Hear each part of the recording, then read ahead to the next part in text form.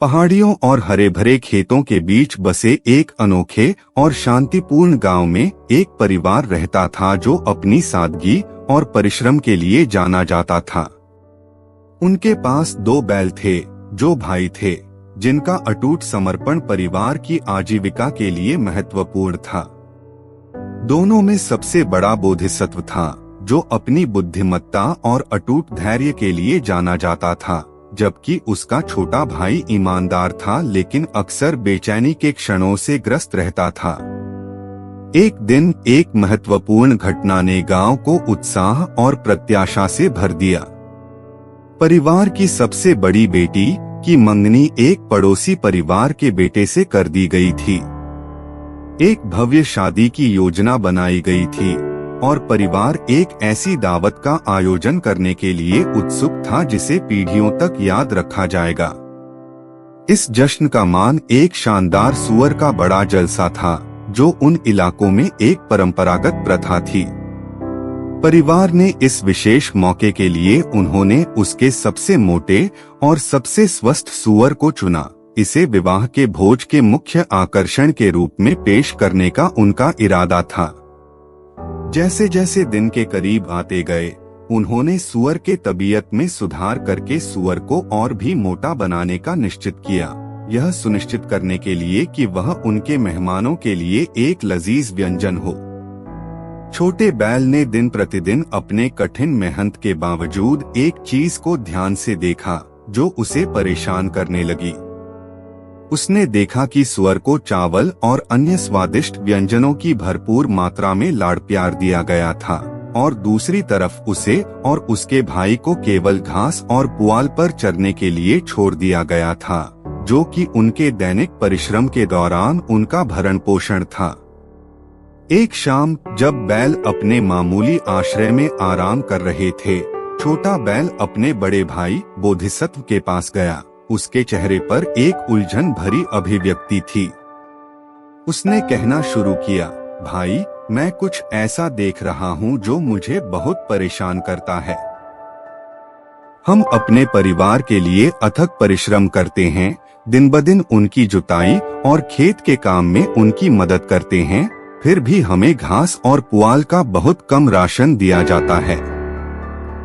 इस बीच सूअर, जो हमारे श्रम में कोई योगदान नहीं देता, चावल और सभी प्रकार के व्यंजनों पर दावत देता है। क्या यह अनुचित नहीं है? बोधिसत्व के बुद्धिमान आंखों से उनकी समझ की गहराई झलक रही थी। उन्होंने शांत मुस्कान के साथ अपने छोटे भाई को देखा। वह जानते थे कि यह एक गहन सबक देने का क्षण था जो उसके भाई के साथ साथ कहानी सुनने वाले अन्य लोगों के साथ भी प्रतिध्वनित होगा।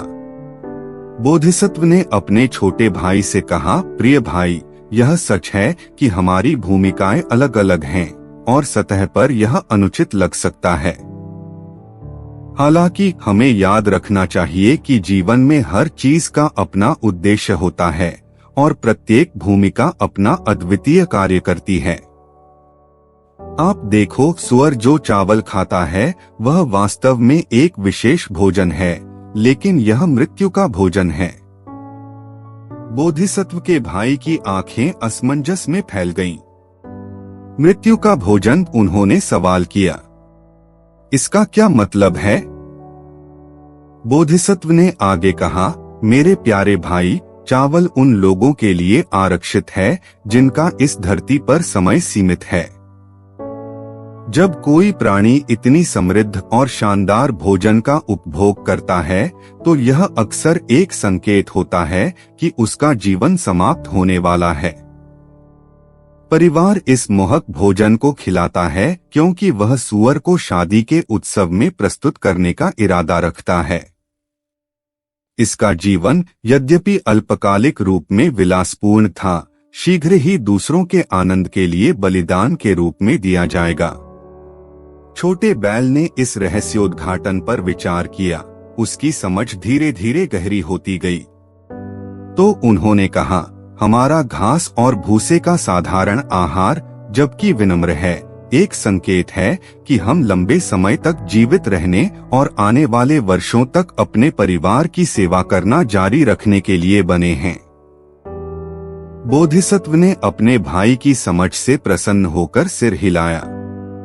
वास्तव में उन्होंने उत्तर दिया, हमारा साधारण भोजन हमारे लंबे और समृद्ध जीवन का एक प्रमाण है। इसमें चावल और व्यंजनों के तत्काल आकर्षण की कमी हो सकती है, लेकिन यह जीवन और सहन शक्ति का निर्वाह है। परिवार के लिए हमारी सेवा यह अमूल्य है, और यह हमारे श्रम और समर्पण के माध्यम से है कि उनके खेत फलते फूलते हैं, उनकी फसलें लहलहाती हैं और उनका पेट भरता है। मेरे प्यारे भाई, यह वो सच्चा उपहार है जो हम देते हैं। समय के साथ छोटा बैल अपने बड़े भाई के शब्दों की बुद्धिमत्ता की पूरी तरह से सराहना करने लगा। उसे अब सुअर के अत्यधिक भोजन से ईर्ष्या महसूस नहीं हुई, क्योंकि वह समझ गया था कि उनका साधारण आहार उनकी लंबी उम्र और उद्देश्य का प्रतिबिंब था जो उनके आगे था। संतोष और ज्ञान की सीख उसके दिल में बस गई थी, और वह अपने परिश्रम के सभी दिनों में उन्हें अपने साथ रखता था।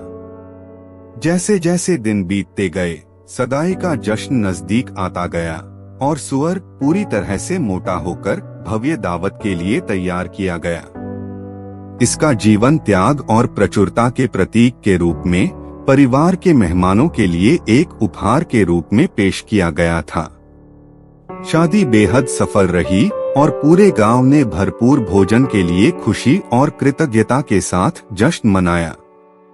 बोधिसत्व के वचन सत्य हो गए थे।